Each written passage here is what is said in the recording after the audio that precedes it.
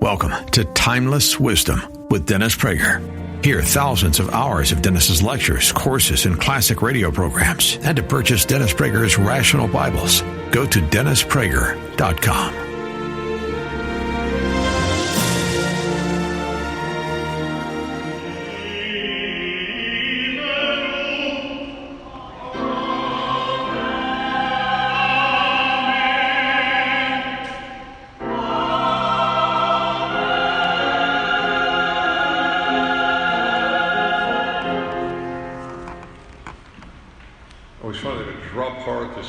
After that, which touches me to my core, that and classical music get to me very deeply. Okay, I want to talk to you about the ultimate subject, God, and specifically, why are so many Jews secular? Why are so many Jews irreligious? I'd like to give you a list of reasons and answer some of them. Whenever there is a survey done about who is the most secular group in America, Jews win that contest. There's no close second. Secular Jew is almost redundant. There's a small and growing percentage of religious Jews, and I don't only mean Orthodox. I mean religious in the sense of God-centered, practicing Jews. There are non-Orthodox. It's mostly Orthodox, but there are. And I might add that you really could, in 9/10 of the reasons I'll give, you could give this talk about non-Jews as well. Why are non-Jews secular? It's only a few of them pertain specifically to Jews. They're overwhelmingly universal problems and reasons. So much so that, as you know, more and more millennials identify as nones, N-O-N-E-S, nones. They have no religion. So why is it? Why are Jews and so many others secular, irreligious, and even atheist, and at the very best agnostic? So I'll begin with one specifically Jewish one, and it begins with Hebrew school. Hebrew school helps make you irreligious, because Hebrew school teaches Hebrew. It doesn't teach religiosity. It doesn't teach about God. It doesn't teach about chosenness. It doesn't teach the Torah as anything but an ancient Hebrew book. But you do learn Hebrew. But so what? I mean, it's good. I think Jews should know Hebrew. I know Hebrew fluently, but that's not why I am Jewish. It is not why I sustained being a Jew in my life. I went through a very different form of Jewish education where the people actually believed in Judaism. But Hebrew school, as soon as I hear somebody went to Hebrew school, it's funny. Not only do I immediately assume that they won't take Judaism seriously, but they use it to show, well, I went to Hebrew school and still I'm not religious, or I'm not a believer, as if the two are contradictory in some way, not that one might have led to the other. Then, in case Hebrew school doesn't prove to you that religion shouldn't be taken too seriously, you have a bar mitzvah or a bat mitzvah. Most of which remind me of there was a long time ago, there was an Antonioni film called Blow Up. I'm not a film maven at all, but I do recall this film, and in it there was a scene of two tennis players playing tennis without a tennis ball. And that is what I have always imagined when I've gone to most bar mitzvahs or bat mitzvahs that I have attended. Tell me if I am exaggerating in any way. A young man or woman is chanting words he or she does not understand to a congregation that also doesn't understand them, and they are crying from nachas. Wasn't that beautiful? They're all moved, but nobody knows what they're moved about. They're moved that the kid chanted in a language he or she doesn't understand to people who also didn't understand it. And then that's, for all intents and purposes, that's sort of the best It gets worse than that. I remember, and this is now common, people are outdoing, Jewish families are outdoing one another for fancy bar mitzvahs. So I remember years ago reading that the Orange Bowl in Miami was rented by a very wealthy Jewish family, and Miami Dolphin cheerleaders performed and served the meal. Now, as a guy, I thought that is one bar mitzvah I would like to attend. I have to admit that was my original reaction, forgive me. But I didn't quite see where that fit into the concept of bar mitzvah. Let me put it that way. And I don't think the kid will think of it as a holy experience in reflecting on the Dolphin cheerleaders and the Orange Bowl. And that is not atypical. There's wild dancing at these things, and it's a party. And the non-Jewish kids who come love it, obviously, because it's a great party, and they eat well and have great dancing. But there's no concept of the holy. And the bar mitzvah is actually one of the most profound ideas in Judaism. It's a terrific idea, and non-Jews should embrace it. In fact, there was a letter in the Wall Street Journal a number of years ago, or an article, I don't remember if it was a letter or an article, about the need in non-Jewish life to have a rite of passage for kids as well. Now you're an adult. This was such a profound idea. Now you're an adult, but what does it mean? Now you're an adult so you can dance through the night? Now you're an adult so you can enjoy the Orange Bowl? Now you're an adult, therefore what? Now you're an adult, and therefore you are responsible to God for how you act. Your parents are no longer responsible for your bad acts. That's heavy duty. That's great stuff. But how many kids are told that at the bar mitzvah? And Jewish life generally is irreligious, is godless. A friend of mine in a Midwest city told me about how much money they raise there for a Jewish community center with a very fancy pool and a very fancy series of racquetball courts. And he, there's just a flight from Judaism among the Jews of that city. Why will Jewish racquetball courts keep Jews Jewish? What does that mean? It means nothing, because Jewish life has become secular by and large. So that is the specifically Jewish. The rest is pretty much universal.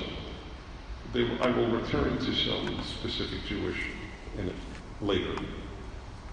Another reason why so many people are secular today, Jews and non-Jews, is because of education. When you go to a typical American or West European school, you are as immersed in a godless universe as the most religious Catholic was immersed in Catholicism in the most traditional Catholic school. And Jewish parents are very happy about it, and non-Jewish parents are very happy about it, but it doesn't occur to them, even to religious Christian and Jewish parents who send their kids to, and I'm not talking just public school, I'm talking about private schools as well. The teachers and the school has their children far more than they do. They are indoctrinated into the irrelevance of God and religion. That is what Western education is. It is an indoctrination into the irrelevance of God and religion. And then we wonder why they don't take, in our case, Judaism seriously. But of course this is happening across the board with Christians as well as Jews. That is what happens. It's a secular brainwash. And by the way, this of course is intensified at college. And the Jews are the group most likely in percentages to attend college. So it's not coincidental that the group that has the most numbers in college is also the most secular group in America, because you graduate with a BA in secularism. You graduate with a master's in secularism and a PhD in secularism. That is what you get when you go to schools, when you go to universities. The irony is, I remember, because I was a stamp collector in my younger years, and I learned a tremendous amount from stamps, as it happens. It's a great hobby. And among the things I collected were called first day covers. On the day a stamp is issued, you have a stamp from the post office in the city that it's issued, and it says first day of issue, and people collect them. And the envelope often has information on the stamp, so that's how I learned a lot. So in the 1950s, I was too young then, but I collected this cover later. A 1950 stamp had I guess it would have been the 200th, or maybe 300, I doubt it. It's 200th anniversary of Columbia University.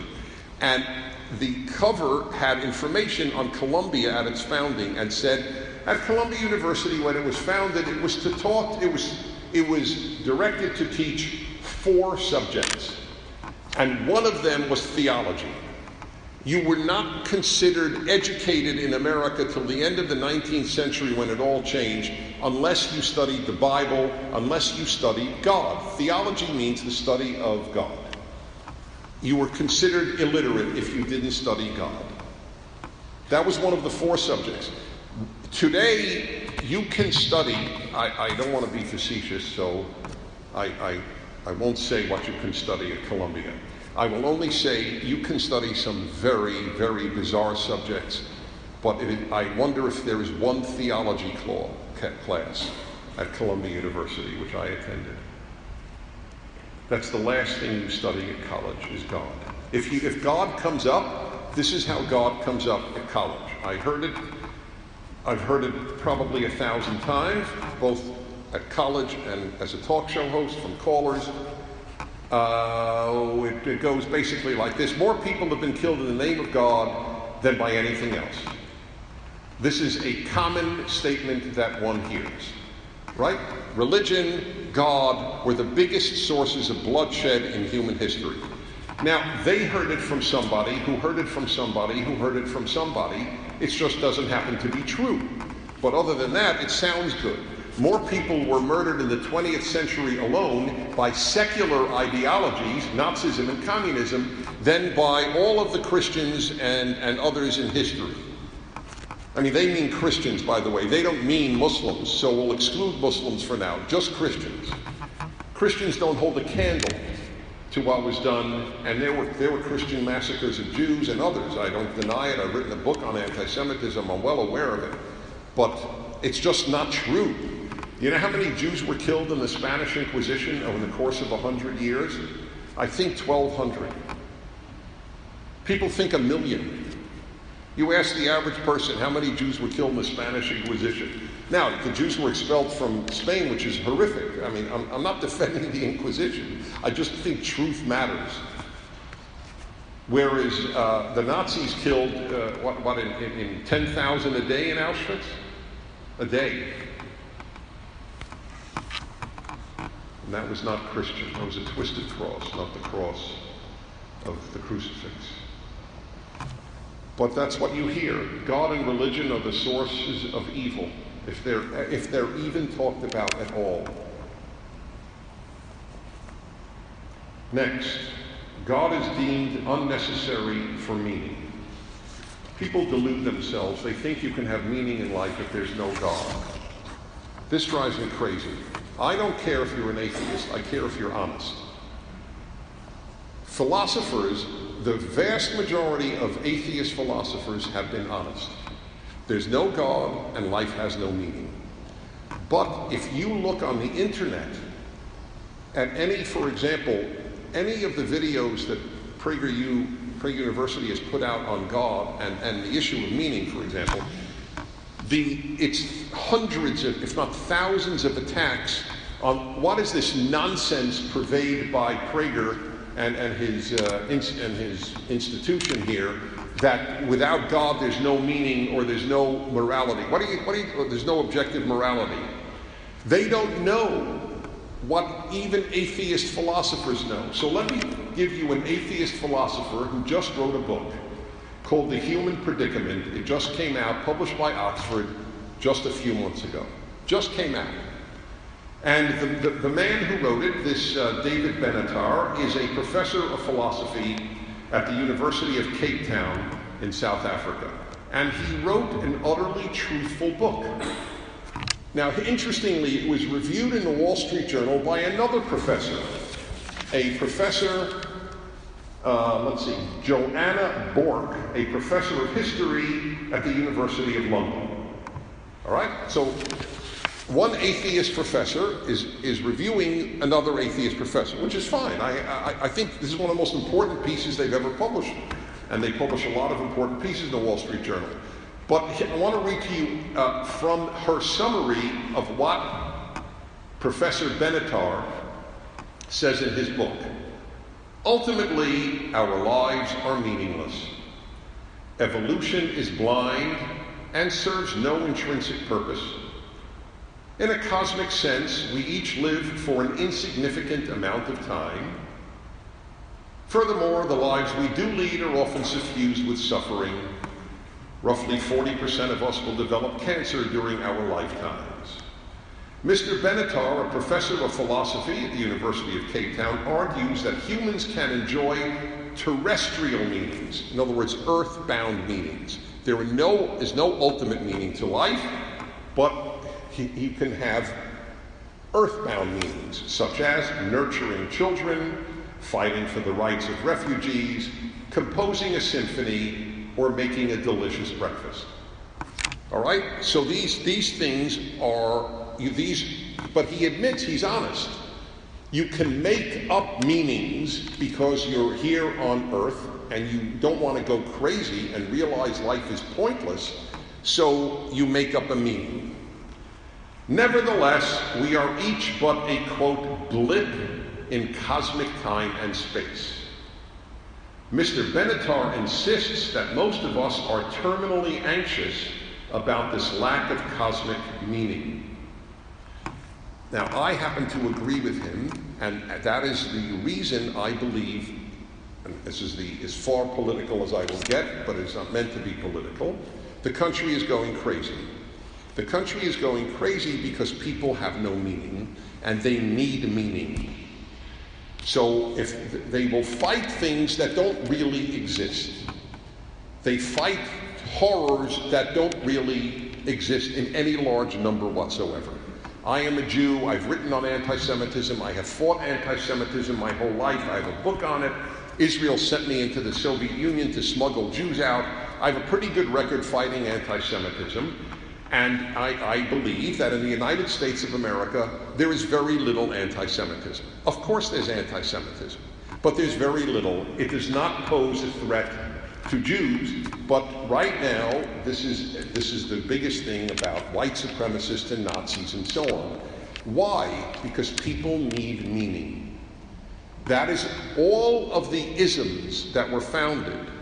Marxism, Nazism, you name it, they're all post-Christian, because that was the dominant religion in the West, not Judaism. They're post-Christian answers to the question, where do I get meaning from? And they fulfilled the meaning gap. So I agree with Professor Benatar that most of us are terminally anxious about this lack of cosmic meaning. But listen to her response, the reviewer, who's also an atheist professor. I don't agree. I did a very unscientific poll of my friends. None of them believe that there is some wider purpose to human existence, and it doesn't bother them. It doesn't, okay, fine. Whether it bothers them or not is a separate subject, but all of them acknowledge there is no meaning to human existence. All right? So this is what was said here. By the way, just one more thing about Professor Benatar. Listen to this. Mr. Benatar is an advocate of anti-natalism. I had never heard of that before, so now I'm introducing you to a new ism, anti-natalism, a view which maintains that for any being capable of suffering harm, it is a misfortune to have come into existence. And as a consequence, we should never choose to procreate. By the way, it makes perfect sense. If life is meaningless and there's suffering in life to the extent there is, it is ridiculous to procreate. So the question, by the way, if you are secular, why procreate? And they don't. The secular don't procreate. I knew this in graduate school, where I realized how much nonsense I was taught. I was taught that the reason people have fewer children, there's one reason, and that reason is affluence. That as people get more affluent, they have fewer children. But I knew, but maybe because I was one of the 5 religious kids at Columbia at the time, and none of my professors were, I knew all these religious Jews who were affluent who had 10 kids. So I don't understand. Why are religious Catholics who are affluent, religious Mormons who are affluent, religious evangelicals who are affluent, and some who are not even that affluent, why did they have 10 kids? I don't know a secular person with 10 kids. I'm sure it exists, but I don't know of any. I'll bet you don't know of any. Isn't that interesting? But nobody teaches that. Because the truth is, there is no reason. Why bother yourself with children? On the most basic level, children takes time away from restaurant dining with your wife. At the very, very least, that's what children do. They do more than that. As I have said in my more sarcastic moments, that which is produced by passion then kills it. But that's a separate issue. That I said it in a way that it'll fly right over the kids' heads, so we're all okay, it's kosher. But kids, there's a price paid having kids. There's a financial price, there's a time with your spouse price, there's a fun price. You can't travel as much, you can't go out as much, right? So why have them? I'm saying this in front of a family of 12. So if you heard right, it was Dad, just for the record. So, but there's a cosmic reason not to have children. What is wrong with Benatar? What is wrong with this professor's reasoning? Life is pointless and you suffer. You shouldn't have children. That's his argument. He asks whether abortion should be regarded as morally obligatory, not just permissible, obligatory, and whether the ideal population size is 0. Right? This is what happens without God. So why are people secular? They don't confront, honestly, the meaninglessness of life if there is no God. They do not confront the absence of objective morality. This is what drives them the craziest. There are people who have made counter videos to the ones we made on this subject. Prager is out of his mind, he's a simpleton, he's an idiot, the whole thing's a fraud. Of course there's good and evil if there's no God. But then they go, of course there isn't. I mean, it's absurd. Show me good and evil. Show me a test tube with good and evil. I can show you a test tube with various chemicals, so show me a test tube with good. I want to see a good test tube. Of course it doesn't exist if there's no God. It's a non-material item good. It's like beauty. Show me, where's the beauty measurement? Where's an objective beauty measurement? You have an objective temperature measurement. Where's the objective beauty measurement or the objective morality measurement? It doesn't exist. Only if there is a God is murder wrong. You can think murder is wrong if there's no God, and I hope you do. But it's your opinion. I debated this at Oxford 25 years ago, and the atheist professor, to his great credit, said, Mr. Prager is right, if there is no God, ethics are subjective. But people don't acknowledge this. See, I very rarely argue for God's existence. In all the debates that I've ever done or presentations to young people, I've always argued for the necessity of God. Because even if I convince you there is a God, but you don't understand how important God is, it's irrelevant. I want you to understand everything rides on God's existence. Whether your life has any meaning and whether there is good and evil to begin with. But people don't know this. The secular don't confront the consequences of secularism. Next, God is dismissed as a silly fable, right? I've learned so much from the people who attack me. They have no idea. And, oh my God, this guy Prager, he believes in this fairy tale in the sky. Is this guy primitive or what? That's what you learn. God is just a fairy tale. So of course people become secular. It's just a fairy tale or psychological crutch. I always found the one about God being a crutch fascinating. Let's say God is a crutch. First of all, why in any way does that deny God's existence? If you're crippled, you need a crutch. We are crippled.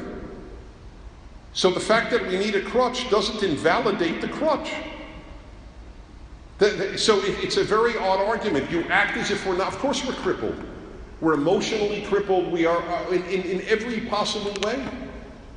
Because we understand the pain of life and the meaninglessness of it. So yes, I admit it. God is not only a crutch for me. God exists objectively in my belief. But, yes, God is a crutch. I have said 1,000 times, if I didn't believe in an afterlife, I would go nuts. I admit it. To believe that Hitler and his victims have the same fate, that the world is that despicably evil, is too much. That no parent who loses a child will ever see that child again. That's the world that was created. I find that too horrific to contemplate. So yes, I admit that. And then, of course, here's my favorite. Atheism, or at least secularism, is equated with reason and intellectuality. Right? Intellectuals are atheists. Dummies are believers. That is the message at college. That's why I love speaking at colleges, because I know how to come across as a non-dummy. I have really gotten that down to a science. There are many things they could say about me, but dummy has not been the normal one. I speak intelligently. I don't speak down to the college students. I make utterly rational arguments. And hey, yes, I do believe in God, and they haven't confronted that. They haven't. What they do is they will show dummies. There are dummies who believe in God. I totally believe that. I know that. But, they'll take some silly, and not all of them are silly, but they'll take some silly preacher on TV who acts non-intelligently and say, "Here, look, this guy believes in God. This is it." They don't take people like me as the examples. But that is what they do. They equate intellectuality with atheism. An intellectual or a person who believes in science cannot believe in God, which is absurd. Why is that? Like Darwin. If you believe in Darwin, right, it's one or the other. So many websites mocked the Republican candidates who weren't prepared to say they fully assent to Darwinism, to blind evolution, because it shows they're anti-science, and if you're anti-science, you're anti-intellectual and you're a dummy, and who can have a dummy for president? That's how the thinking works. But of course, these people don't know how many scientists have real problems with Darwinism. For example, how many students, I wonder, at UCLA know that Darwinism, and Darwin himself acknowledged it, has zero explanation for how life came from non-life. None. Darwin has nothing to say on how life came from non-life. Isn't that more important than how a breed of butterfly did or didn't evolve? How did we get life from non-life? Science has no better an answer today than it did in 1217. It has no answer and no clue and will not have an answer or a clue. That's a pretty big thing to say, oh, I believe in Darwin, therefore I don't believe in God, but you don't answer the most important question of all. How did life come from non-life? How did anything come from nothing? I had a professor on who wrote a book called, I think, Nothingness, or something from nothing. Anyway, Lawrence Krauss, he's an astronomer, a very highly regarded astronomer at the University of Arizona. So I had him on my show for an hour, because I really wanted to talk to somebody who believed that something came from nothing. because this fascinates me, since I don't understand how something can come from nothing. Finally, in the middle of it, you can probably get it. I hope I know we record all the shows, but I don't know, most are not available, but I hope this one is. So I finally asked him at one point, well, sir, forgive me, but the notion that something came from nothing contradicts common sense. It's just completely contradictory to common sense. So then he said, well, it depends on what you mean by nothing. And then I thought, I can't believe it. That's worse than what the definition of is. What do you mean by nothing? Now, many of you have heard me, I am respectful to just about everybody, including people I would like to punch. It's not so much I wanted to punch him, I wanted to somehow, I wanted to say, sir, I have to just tell you, I'm listening to the Twilight Zone theme in my brain right now. What do you mean? But without using the Twilight Zone put down, I said, sir, there's one definition of nothing. No thing. That's what I said. That's exactly the way I put it. No, it doesn't mean no thing. There might have been laws of physics, for example, in place. Then there wasn't nothing. What do you mean? Laws are something, laws of physics are something. Who made the laws of physics? But doesn't matter. Who's going to contest this man at the University of Arizona? So you're taught that if you think scientifically, you can't believe in God. If you think intellectually, you can't believe in God. And Jews and others have bought this nonsense, and it's truly nonsense.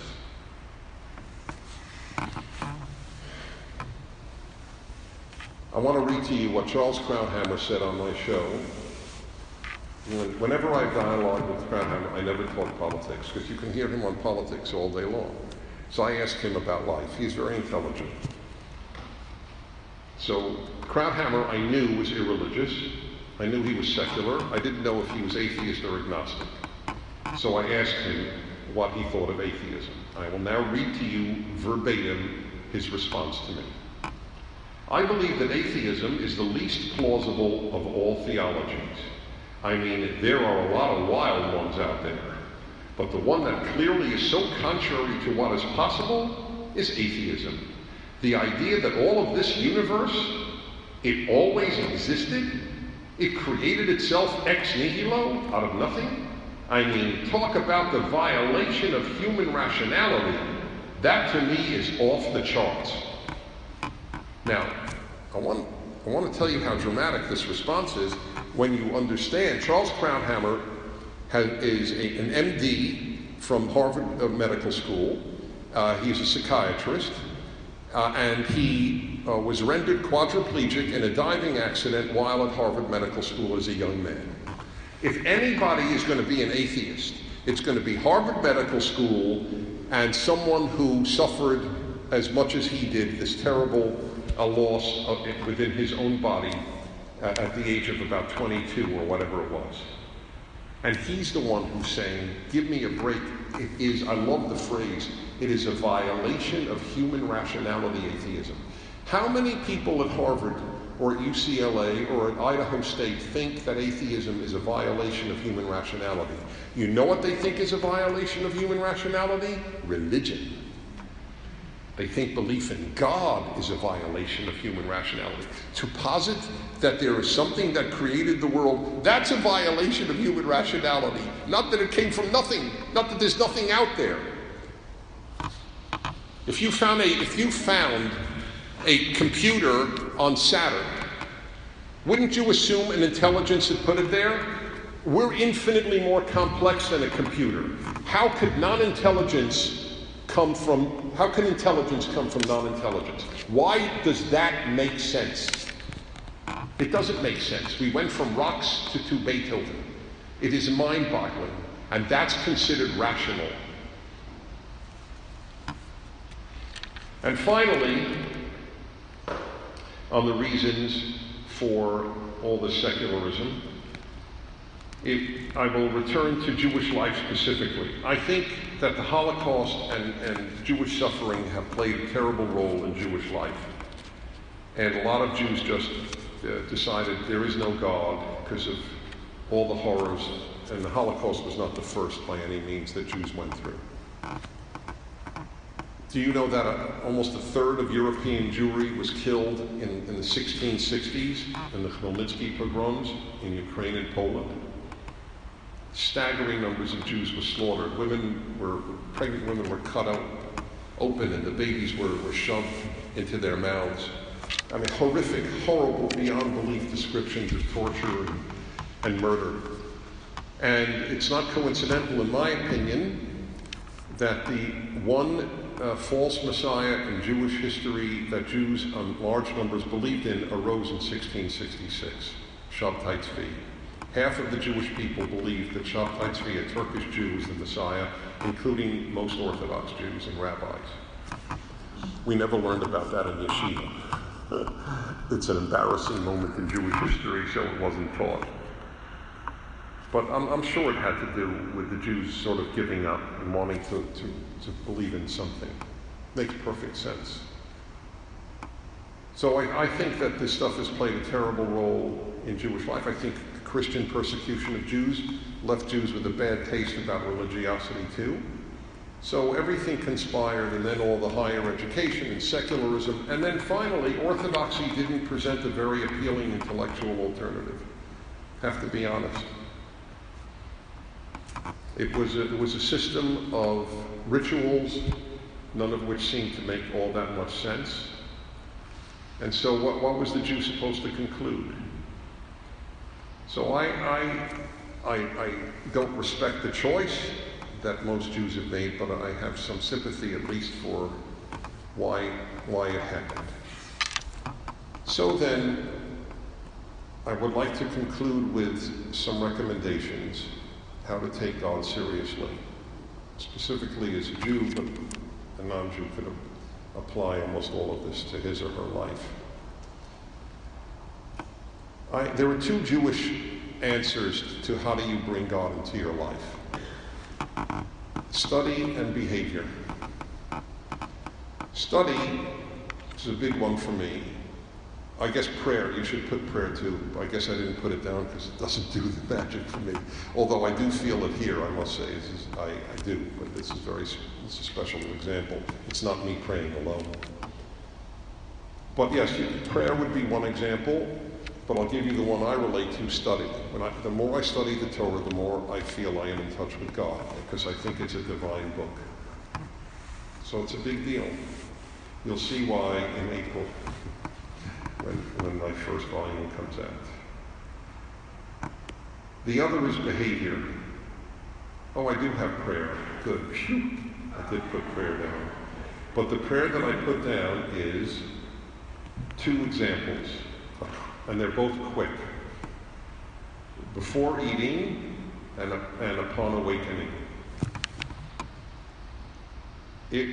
American homes traditionally, certainly through the beginning of the 20th century, would just say grace, as they call it, before eating. It would take a minute, maybe a minute, to thank God, to say something about the day, to say something about the people at the table. I have many meals with Christians who say grace, and by the way, they often now invite me to say it, and I got good at it. And I like it. I do, because it's spontaneous, it's about what's happening, it's brief. And in Judaism, the rote prayer, which I think is fine, over bread, over wine, over milk products, over liquids, they're all different prayers blessing God who's created these things. But I'm telling you, any family that actually said, we want to thank God for this food and for the blessings that we have in having each other in our life, amen. Just that. Or some variation on that. It changes children's lives forever. Whether or not they continue to say it as adults, it is life-changing. But most Jews wouldn't do it for two reasons. They're too bashful about being religious, and they don't want to sound like they're Christian. More Jews spend more time not being Christian than they spend being Jewish. You ask a lot of Jews, what do you believe? Oh, I don't believe in Jesus. Yeah, but what do you believe? Then they don't have much of an answer. Jews have spent a lot of time fleeing Christianity as opposed to embracing Judaism. So since the Christians say these grace before meals, gee, we shouldn't. But it's a beautiful thing. And I wish more Jews did it. 1 minute, 30 seconds, and it's life-changing. Shabbat. Yeah, I'm not going to make, I could spend a whole talk just on Shabbat, but to not go to the movies on Friday night and not watch TV, but instead have a Shabbat meal with friends or family is life-changing. It's completely life-changing. It's the only ritual in the Ten Commandments. That's how powerful Shabbat, the Sabbath, is. Think about that. Not kosher, not fasting on Yom Kippur, not prayer.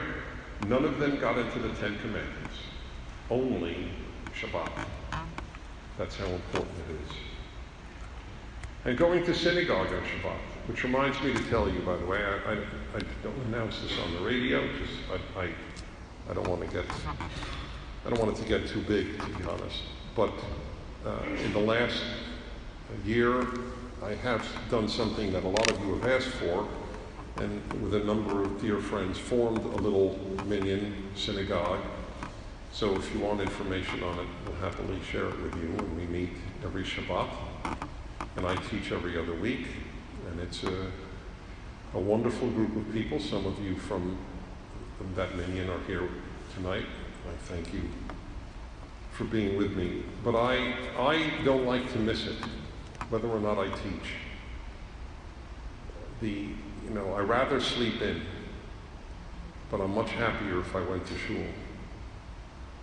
That's the point. I do want to sleep in. I don't get enough sleep. But Shabbat without going to shul is very different from Shabbat going to shul. It just is. One of my dear friends who is the other person who teaches often is Dr. Stephen Marmer. Some of you know him from the Happiness Hour.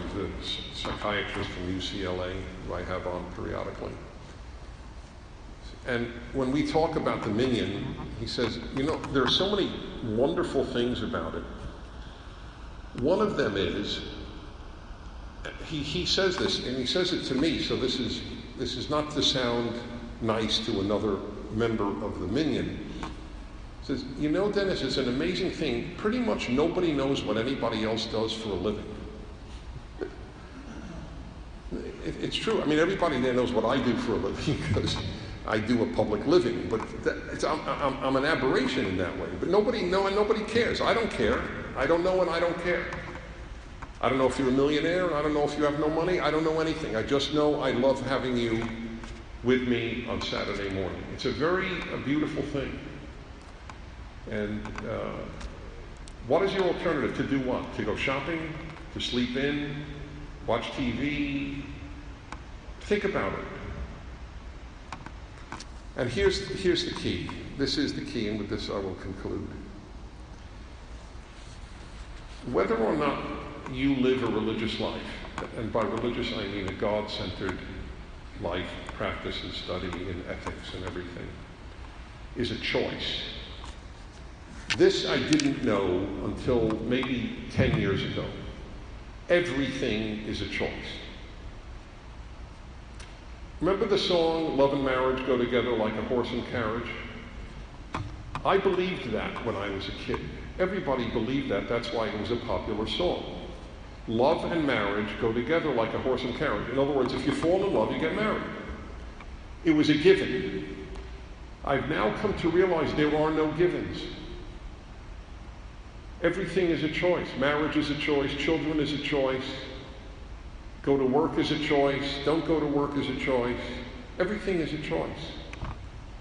Whether you believe in God or not is a choice. God is not going to appear to you, okay? I just want to say that with fair amount of certitude. You will not have a divine revelation as such unless you are a very rare individual with prophetic abilities. I never had a divine revelation. I did not meet the God, and I never had a road to Damascus. And you won't have a road to Wilshire Boulevard. So just know that. If you are waiting for God to appear to you, you will die having led a secular life. If you choose, however, to incorporate God in your life, it can be done. But you have to choose to do it. That's all. And that's my argument. It is the best choice you can make. For meaning and for everything else. For community, you name it. So that's it. You choose to live as if there is a God. A lot of people are agnostic, but they live as atheists. I understand why an atheist would live as an atheist, but I don't understand why an agnostic would live as an atheist. If you're really in the middle, why don't you live as if you believe? But I'll tell you this, if you live as if you believe, you will start to believe. That's how it works, and it's worth doing. It's a good New Year's resolution to make this Rosh Hashanah. Okay, we now go to the Aleinu. Please stand, page 21.